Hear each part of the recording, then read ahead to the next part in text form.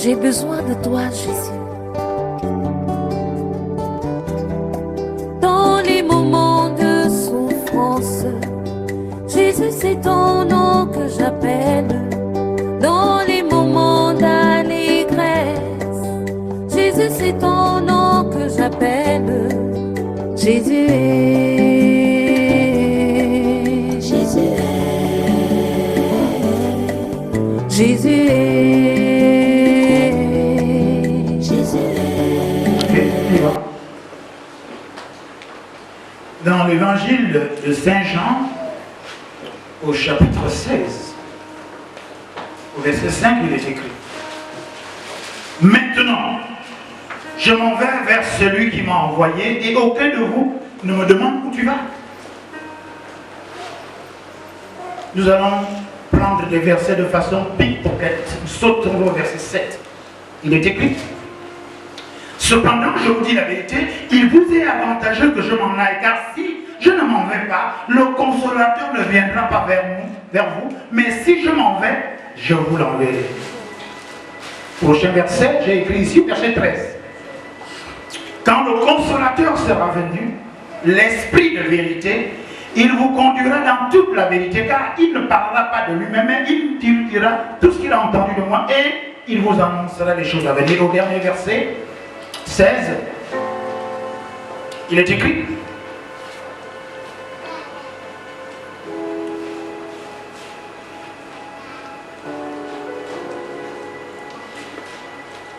Encore un peu de temps. Quelqu'un peut dire encore un peu de temps. Encore un peu de temps. Encore un peu de temps. Encore un peu de temps. Dit Jésus, encore un peu de temps et vous ne me verrez plus. Et puis encore un peu de temps et vous me verrez parce que je vais au Père. Amen. Amen. Le mot-clé ce matin, c'est le consolateur. Amen. Amen. Bonjour. Bienvenue. Que la paix soit avec vous. Je suis excellent Père l'apôtre Paul Messi, l'ange de l'Éternel qui se tient devant la face de Dieu. Je suis l'évêque, ministère colonne de feu et de nuée, et nous sommes ici au culte d'action de culte dominical et d'action de grâce. Nous allons en parler tout à l'heure. Et le pasteur de cette église n'est autre que la bergère Saint-Elia, qui est le pasteur de cette église. Je vous dis encore bienvenue, et vous qui me regardez en direct et à travers les médias, c'est-à-dire nos réseaux sociaux, c'est-à-dire Ministère Colonne de Feu et des Nuées, et puis sur YouTube, Ministère... c'est quoi? Ministère Micofeu Média, voilà. Sur YouTube, notre chaîne YouTube, c'est Micofeu Média. Si vous n'êtes pas chez vous, essayez de vous aménager un espace pour que vous ne soyez pas dérangés. Maintenant, si vous êtes chez vous, vraiment, essayez, faites-le, retirez-vous pour pouvoir bénéficier et jour de la grâce que nous avons de partager cette parole. Encore une fois, ceux qui viennent pour la première fois, vous êtes les bienvenus. Asseyez-vous. Merci Saint-Esprit. Amen. Nous voulons encore acclamer le Seigneur.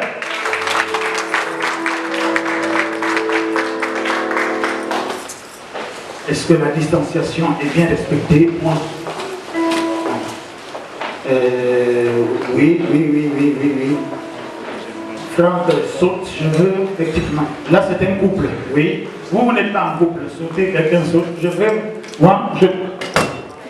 Je suis de ceux qui respectent l'autorité. La distanciation, si jamais nous avons la visite de nos amis de copines. Je suis un pasteur qui prêche de respecter l'autorité, d'observer les lois et règlements dans notre pays. Amen. Amen. Bon, nous y allons maintenant. Alors, les versets que nous allons, que le Saint-Esprit m'a indiqué, nous allons les partager sous l'onction de sa grâce. Ce matin, nous avons un culte particulier parce que, d'abord, le culte dominical, ok? Et ensuite, un culte d'action de grâce. Nous avons voulu jubiler parce que nous avons aujourd'hui avec nous la famille Oboro. Amen. Qui m'ont sollicité pour faire un culte d'action de grâce. Nous allons en parler, mais c'est la même parole. Et je bénis le Seigneur pour qu'ils soient là et pour leur vie. Et la grâce que Dieu nous a donnée, c'est de pouvoir restaurer.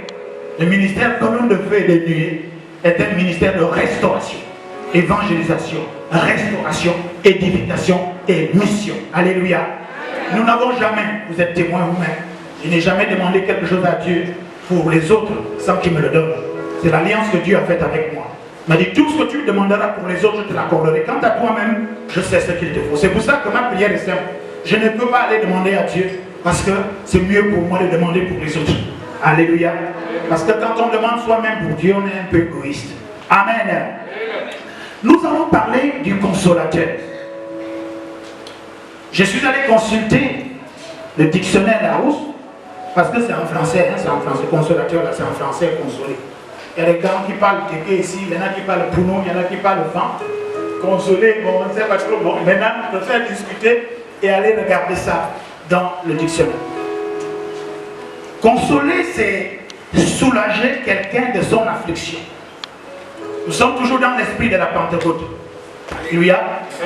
La Pentecôte, nous avons vu la dimanche dernier et nous sommes toujours dans l'esprit de la Pentecôte. Le consolateur. Mais cette fois-ci là, comme j'ai prêché le dimanche dernier, nous allons aller regarder avant la Pentecôte pour voir qui vont bénéficier de l'effet de la Pentecôte. Parce que le jour de la Pentecôte, le Saint-Esprit, l'Esprit Saint n'est pas descendu sur tout le monde. Le Saint-Esprit est descendu sur les apôtres, seulement les élus, les gens à qui la promesse avait été faite. Alléluia. Et de nos jours, il n'y a rien à ajouter, il n'y a rien à retrancher. La parole de Dieu ne change pas. Elle est la même hier, aujourd'hui, elle restera à jamais. Alléluia. Ce qu'il a fait, et Ecclésiaste dit, Salomon dit, dans, je crois, au chapitre 1, au verset 9, qu'il n'y a rien de nouveau sous les cieux. Ce qui a déjà été, c'est ce qui est. Et c'est ce qui sera encore. Amen. Amen. Amen. Donc, la Pentecôte est réservée aux suiveurs, aux apôtres, aux élus, aux gens disciplinés, aux gens qui croient, qui sont fidèles, aux personnes loyales, aux personnes saintes, aux personnes qui observent les préceptes, les lois, les ordonnances et les commandements de Dieu. Amen. Et nous allons voir avant la Pentecôte, pourquoi? Parce que nous voulons que chacun règle, chacun connecte, chacun rassemble tous les éléments pour pouvoir jouir de la Pentecôte, qui est normalement la plénitude, le revêtement de la puissance de Dieu, le revêtement d'une grâce particulière de la promesse de Dieu, la promesse tenue par Jésus-Christ à ses disciples. Amen. Amen. Et le problème aujourd'hui des chrétiens, même nés de nouveau, des chrétiens anciens, n'en parlons pas, christianisme céleste, terrestre, sous-marin, ou christianisme même d'Alkénie, ou christianisme de Congo, c'est que les gens ne veulent pas être revêtus de l'Esprit de Dieu. On vient là, on crie, on adore Dieu, on adore, mais on ne vit pas la Pentecôte, c'est-à-dire la plénitude de l'Esprit. Or, l'homme, c'est l'Esprit. Or, Dieu, pour connaître Dieu, servir Dieu, il faut complètement arranger sa vie pour pouvoir que notre esprit dise à Dieu, Abba Père. Alléluia. Amen. Oui, tout le monde croit, tout le monde est enfant de Dieu, mais Dieu veut lui des fils. Au-delà des fils, il veut réellement des adorateurs, des disciples. Amen. Amen. Le texte que le Saint-Esprit m'a conduit aujourd'hui, c'est le texte d'un au revoir. Je dis bien d'un au revoir. C'est Jésus-Christ qui parle avec ses disciples. Il dit, je m'en vais. Alléluia. Je m'en vais. Et je crois que vous avez été à l'aéroport, vous avez été dans des ports, vous avez été dans des gares, ou simplement même à la maison. Chaque fois qu'il y a une séparation, pour certains ça devient une meurtrissure, une flétrissure, une déchirure, une douleur. Que ça soit, encore que quand on va à l'aéroport, on est conscient que la personne va partir. Alléluia. N'est-ce pas? Dans le cas de Jésus, il avait averti qu'il partirait. N'est-ce pas? Mais dans le cas par exemple de la mort, quand quelqu'un, un être cher, disparaît, subitement, brutalement, selon nous, ce n'est pas le moment, et selon effectivement ce que la Bible dit, qu'on doit naître, vivre et un certain âge disparaît, mais quand quelqu'un disparaît brutalement, il y a forcément une blessure, il y a une flétrissure, il y a une meurtrissure, il y a une douleur, n'est-ce pas? Il y a quelque chose, il y a un fardeau, il y a un mal, il y a une peine qui reste là. Alléluia. Et Jésus-Christ ne déroge pas ça, il a dit à ses disciples, attention, je vais partir, parce qu'il mesurait l'impact, il mesurait la douleur, il mesurait la peine, il mesurait le mal. Il a vécu avec eux pendant 3 ans et demi. Il allait de lieu en lieu, il rendait ministère. On a failli les lapider, on a failli les tuer. Ils ont tout vécu ensemble. Ils ont vécu la chaleur, ils ont vécu, on va dire, le rejet, la calomnie, la critique, la médisance. Ils ont vécu la méchanceté ensemble. Et il leur dit, je m'en vais. Pas étonnant que Pierre a dit, non, non, non, tu ne peux pas partir comme ça. Mais ce n'est pas le ciel du jour. Le ciel du jour, c'est le consolateur. Donc Jésus savait que la séparation une séparation voulue, une séparation programmée, une séparation attendue, et qui plus est en plus, une séparation brutale dans le cas de la mort, on a forcément besoin d'être consolé. Dites Amen bien. C'est pourquoi ce matin, on va parler de la consolation. Tu m'as donné ce message particulièrement pour dire attention, il y a un consolateur. Ce qui est fait, ce qui est dit. Mais il faut être consolé parce qu'il y a des vivants qui doivent continuer à vivre et que nous devons tous avancer. Amen. Amen. Donc j'ai regardé la définition du consolateur. De consoler. Consoler, c'est délivrer. Et on ne peut consoler que par discours. On va vous consoler avec quoi? En parlant, en vous conseillant, n'est-ce pas? On va vous consoler avec quoi? Par des soins. On va vous consoler avec quoi? Par des actes. On va vous embrasser. Vous allez voir quand les gens traversent la douleur, ils se tiennent là. Parce que l'être humain est un être grégaire. L'être humain aime la chaleur de l'autre. Quand tu as des problèmes, tu aimerais que quelqu'un vienne te consoler. Mais un être humain ne peut pas consoler. Ou bien il console pour un temps. Mais le consolateur, le Saint-Esprit de Dieu, que nous attendons Dieu, l'Esprit Saint, lui, console à part, c'est-à-dire une fois pour toutes, pour comprendre ce que nous, humains, nous ne pouvons pas accepter. Nous ne pouvons pas comprendre. Ce n'est pas possible. Oh, un enfant ne peut pas naître. On l'a élevé, on a dépensé de l'argent, on a investi. Au moment où on estime, ce n'est même pas le moment de jouir de lui, mais au moment où lui-même, il doit venir travailler. Et voici, brutalement, nous sommes séparés de lui. Un être humain ne peut pas consoler ça. Un homme ne peut pas consoler sa femme. La femme ne peut pas consoler son mari. Nous, les pasteurs, les évêques, on ne peut pas consoler. On ne peut consoler qu'en parlant. Mais pour un temps, après on se retire. Mais seul l'Esprit Saint, qui est le consolateur, la puissance de Dieu, l'Esprit de la Pentecôte, l'Esprit qui est présent en permanence, c'est seul-là l'Esprit qui peut nous consoler. Donc, on peut consoler également pour d'autres manières, mais nous allons insister sur le verbe d'abord délivrer. Quand on a une blessure, quand on a une déchirure, une meurtrissure, une flétrissure au-dedans de nous, il nous est difficile d'avancer. C'est facile pour nous dire non, ça va, ce sont des choses qui arrivent, tu n'es pas le seul à avoir vécu et tout le reste, mais je ne suis pas le seul à avoir vécu, mais je suis le seul à avoir mes empreintes, je ne suis pas comme les autres, je suis moi tel, je ne peux pas ressentir les choses comme tout le monde. Chacun a sa sensibilité. Chacun a ce qu'on appelle la fréquence, chacun a ce qu'on appelle le point d'inflexion stratégique. C'est-à-dire qu'il y a un événement dans la vie, soit tu tombes, soit tu montes. C'est ce qu'on appelle le point d'inflexion stratégique. Il y a des gens qui n'arrivent pas à traverser ça. Il y a des mamans, surtout les mamans qui ont porté l'enfant. C'est difficile. Si c'est un enfant phare et que subitement il nous est retiré comme ça, brutalement, on est ce qu'on appelle à un carrefour qu'on appelle le point d'inflexion stratégique. Un point là, un niveau où soit je me lève spirituellement, soit je suis effondré. Et c'est là que nous avons besoin de l'Esprit Saint pour nous tenir par la main. Et vous connaîtrez la vérité et la vérité va vous délivrer. C'est pour ça que le premier verbe, n'est-ce pas, de consoler, de la consolation. La première chose que le Saint-Esprit fait, c'est nous délivrer. Nous délivrer de quoi? De l'amertume. Nous délivrer de la haine. Nous délivrer du manque de pardon. Nous délivrer également de toutes les calomnies, parce que vous savez, déjà même quand un enfant naît, même quand un mort-né, même quand une grossesse sort chez une femme, il y a déjà des accusations. Ça peut fuser du côté du mari, ça peut fuser du côté de la femme, les amis et connaissances. Oh, on a mangé ceci, on a bouffé ceci, c'est à cause de toi cela, et c'est difficile. Même quand une femme fait une fausse couche, je suis dans le secret des confessions. Quand une femme fait même une fausse couche, c'est dur pour elle. C'est très très dur. Alléluia. Et voilà comment quelqu'un en qui on investit s'en va. Donc, le Saint-Esprit nous doit nous délivrer de cette ténèbre-là, de ces pensées, des pensées envers quelqu'un que tel a tué. Mais si tel a tué, mais Dieu est le vengeur, le Dieu vengeur. Que tel a mangé, que tel a passé, toutes ces accusations. Je sais de quoi je parle, je suis passé par toutes ces étapes de la vie. Alléluia. Il faut simplement l'Esprit Saint. Il faut être consolé par le Saint-Esprit de Dieu. Alléluia. Le mot verbe consoler, c'est, on a dit soulager quelqu'un de ses afflictions. On a dit également soulager là, c'est débarrasser. Nous avons besoin du Saint-Esprit. Nous avons besoin d'être consolés pour nous débarrasser de cette lourdeur, de ce fardeau. Amen. Nous avons besoin de nous débarrasser de l'étiquette qu'on nous a collée alors que nous n'y sommes même pour rien. Et pourtant on a déployé notre zèle, on a déployé notre amour, on a déployé notre façon de faire, on a déployé déployé notre temps, on a déployé notre argent, on a déployé la vision, on a déployé le sentiment, on a été même fiers. Mais pourtant, on nous colle une étiquette lorsqu'il y a une séparation plus tard. Et il n'est pas facile. On dira c'est le père de tel, mais c'est la mère de tel, mais c'est le frère de tel. Oh, mais c'est un, il est de telle famille. Chaque fois qu'on part, on dit, oh, mais c'est lui. Hein. Parce que quand les gens te voient, tu n'es pas censé connaître tout le monde. Il y a des gens qui te connaissent que toi, tu ne connais pas. Tu passes, tu vois les gens s'arrêter.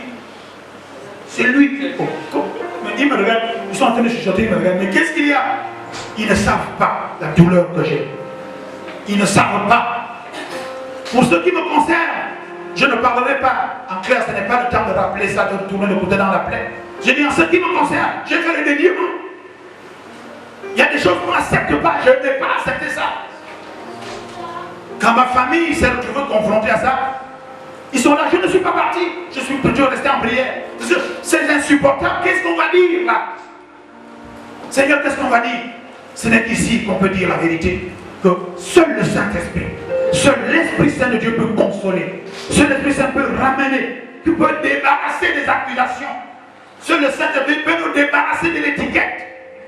Seul le Saint-Esprit. Et ce que je dis là pour une famille, pour cette famille, pour ma famille, je le dis là pour l'Église qui est une autre famille plus large. Pour vivre la Pentecôte, vous avez besoin du Saint-Esprit. Vous avez besoin d'arranger les choses. Vous devez vous débarrasser. La Bible déclare qu'ils s'étaient tous rassemblés pour recevoir. C'est pourquoi Jésus dit, je m'en vais. Il est obligé que je m'en aille. Parce que si je ne pars pas, n'est-ce pas, vous ne pourrez pas recevoir. Alléluia. Je voudrais donc rappeler à moi, à nous tous, à ma famille, qu'il y a quelqu'un qui est mort. Il est mort pour nous. Il est mort pour nous donner le consolateur. Il savait que nous aurions des problèmes. Il savait qu'on devait traverser des circonstances et des événements. Il savait que nous serons dans des situations compliquées. Il savait qu'on sera accusé. Il savait qu'on sera acculé. Il savait qu'on sera écrasé par le fardeau. Il savait qu'on aura des pensées obscures. On savait qu'on va nous regarder, qu'on va nous étiqueter, qu'on va nous rejeter. Il a dit, moi je meurs pour vous, je m'en vais. Je m'en vais au Père. Pourquoi? Parce que je sais que derrière moi, vous aurez des problèmes. Nous sommes tous des croyants ici. Dans nos familles, nous avons des problèmes. Nous avons des problèmes de mort, d'accusation, de rejet, de sorcellerie, de vampire, de disparition, que c'est encore toute forme de douleur. Mais il a dit, je m'en vais pour vous donner le consolateur. Je vous rappelle, je nous rappelle ce matin que la Pentecôte est notre promesse. Le Saint-Esprit, l'Esprit Saint venant de Dieu est notre promesse pour nous consoler des afflictions, des douleurs, des peines, tout ce que nous pouvons avoir comme douleur au-dedans de nous, comme meurtrissure, flétrissure, comme on va dire blessure profonde, n'est-ce pas, dans la jointure, c'est-à-dire au niveau de notre hérédité, s'il s'agit de nos enfants et nos parents directs, au niveau également de la moelle, de la jointure et de la moelle, et la jointure, c'est-à-dire au niveau de nos relations amicales, n'est-ce pas, nous avons des douleurs, mais quelqu'un est mort, et il est parti, et jusqu'à ce jour, il a envoyé le Saint-Esprit, le consolateur. Il est celui-là. Quand je serai venu, il vous enseignera pour voir tout ce qui s'est passé. Parce qu'en d'autres termes, qu'est-ce que ça veut dire? Nous saurons toujours la vérité tôt ou tard. Et cette vérité nous affranchira. Alléluia. Pour l'instant, il dit non, pour l'instant, c'est difficile à entendre. C'est pour l'instant. C'est pour ça que quand quelqu'un est dans la douleur, n'essayez pas, laissez-le. Parce qu'il y a un temps pour tout. Il y a un temps pour la douleur. Laissez la douleur, laissez la douleur. Je viens d'enterrer mon propre petit frère, la même père, même mère. J'ai failli tomber dans la tombe. Moi qui je pensais que j'étais déjà dur. Ce qui était là avec moi, j'ai pleuré comme un enfant, les gens me disent. J'ai failli tomber dans le tombeau quand je voyais mon petit frère. Ce n'est même pas mon cadet direct qu'il est loin. Vous l'avez vu venir ici. Donc je sais ce que c'est. Mon petit frère, et c'est le seul qui m'a fréquenté. Le seul. Pourtant nous sommes 19. Mais quelle douleur! Vous m'avez soutenu ici par les prières. Vous m'avez soutenu par vos dons, n'est-ce pas? Par d'autres, par la présence. Nous sommes allés veiller là-bas. Donc je sais de quoi je parle. Au-delà du fait que j'ai déjà perdu mon père, ma mère, d'autres personnes. Mais celui-là, mon petit frère, était attaché. Je ne savais pas que je pouvais encore pleurer comme ça à mon âge.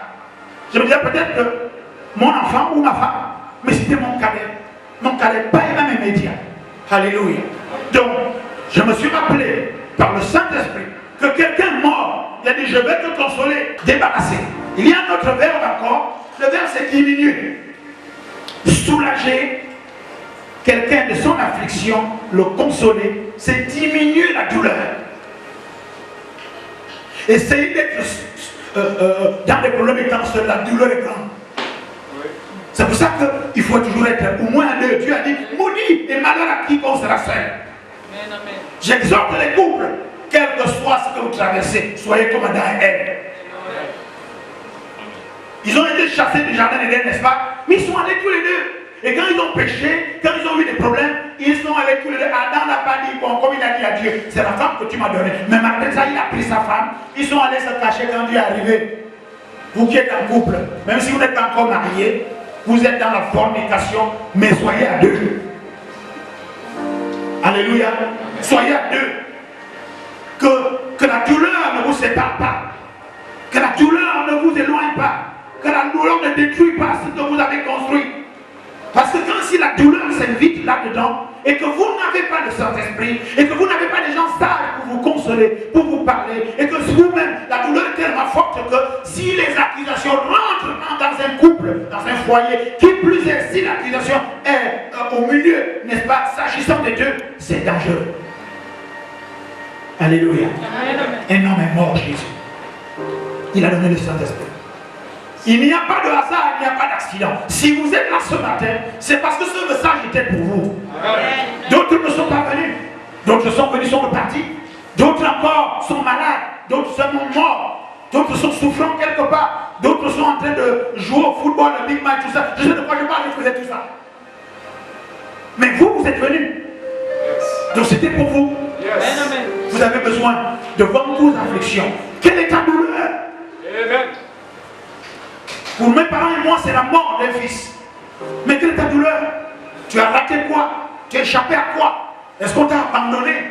Ton copain qui t'a menti là et tu viens encore pleurer ici, alors qu'on t'a dit laissez ce copain. Mais c'est une douleur. Je compatis très bien. Ce que je dis pour la femme est valable pour l'homme. Quelle est ta douleur? Est-ce qu'un projet ne marche pas? Ou bien comme les gens aiment venir dire les choses de ma vie, je ne comprends pas, ça ne marche pas. Quelle est ta douleur? Il y a des femmes qui n'arrivent pas même à concevoir, avoir un enfant. Est-ce que c'est ça ta douleur? Laisse-moi te dire, cette douleur-là, elle ne peut être diminuée. Dans le verbe diminuer ici, soulager, c'est diminuer la douleur que par le Saint-Esprit de Dieu. Alléluia. Est-ce que tu n'arrives pas à accomplir beaucoup de choses? Est-ce que le projet, la vision que tu avais, ce que tu voulais faire, mais tu le fais, mais pas comme tellement tu voulais, ça a un peu foiré quelque part. Mais tu te dis, mais c'est pas possible, qu'est-ce qui s'est encore passé? Cette douleur-là aussi est comprise par le Saint-Esprit qui doit te consoler ce matin. Amen. Et vous qui me regardez en direct, vous qui me regardez à travers les océans, à travers les nations, à travers nos réseaux sociaux, la parole est également à vous. Il n'y a pas de hasard, il n'y a pas d'accident. Si vous regardez l'excellent apôtre Paul Messie, l'ange d'éternel qui se tient devant Dieu, l'évêque des ministères colonne de feu de nuit, c'est que cette parole est pour vous. Le Saint-Esprit est pour vous consoler ce matin. Quelle que soit l'affliction, quelle que soit la nature, quelle que soit la provenance, quelle que soit l'influence, quelle que soit l'activité, quelle que soit la manifestation de ce mal, de cette douleur, de cette peine, le Saint-Esprit de Dieu est capable, n'est-ce pas, de diminuer cela. Dis Amen bien et que vous soyez bénis. Amen. Ok, on va terminer avec les derniers verbes, ensuite on va examiner ça. Soulager, consoler, c'est également, on a dit diminuer, mais également adoucir, adoucir. On diminue, mais on rend ça doux. On rend ça doux. Le Saint-Esprit va te chuchoter. On appelle ça des douces influences de l'Esprit Saint. Le Saint-Esprit va te dire, ça va, ça va. Et quand on va rentrer dans la parole, ça va être grave. Ça va être grave pour vous, pour moi. Parce que la parole de Dieu est une épée à double tranchant. Avant qu'elle vous touche, elle me touche d'abord moi-même. Parce que quand une épée à double tranchant, quand on soulève, le premier tranchant, c'est d'abord moi. C'est d'abord ma vie, c'est d'abord mon foyer, c'est d'abord ma maison. Alléluia. Donc, nous allons rentrer dans cette parole de Dieu rapidement et nous allons partager et nous allons être bénis.